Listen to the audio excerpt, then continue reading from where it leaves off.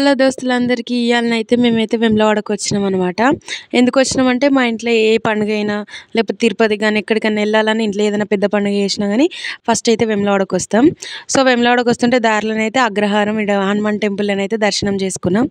అయితే నేను పెద్దమ్మ వాళ్ళతోటి అనమాట. పెద్దమ్మ వాళ్ళైతే ఇంట్లో ఎల్లమ్మ పండుగ చేస్తుర్రు. సో, దానికోసం అయితే ఫస్ట్ వేములవాడకొస్తాం.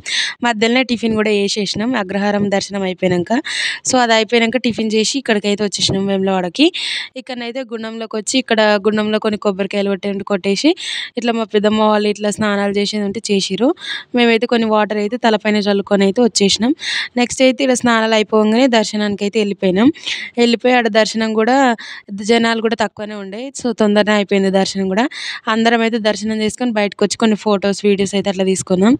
తీసుకొని దర్శనం అయిపోయిన తర్వాతనైతే ఇట్లా బయట వచ్చేసి ఇక దర్శనం కాగానే వచ్చేసినాం ఇంటికి. బయలుదేరినాం అక్కడి నుంచి అయితే. వస్తుంటేనైతే ఇట్లా ఇది బ్రిడ్జ్ అనమాట. వేములవాడలో స్టార్టింగ్ ఇదే ఉంటది. సో, ఇట్లా వచ్చే మధ్యలోనైతే ఇట్లా చెరుకు రసం తాగైతే ఇంటికైతే వచ్చేసినాం. Thank you. సబ్స్క్రైబ్.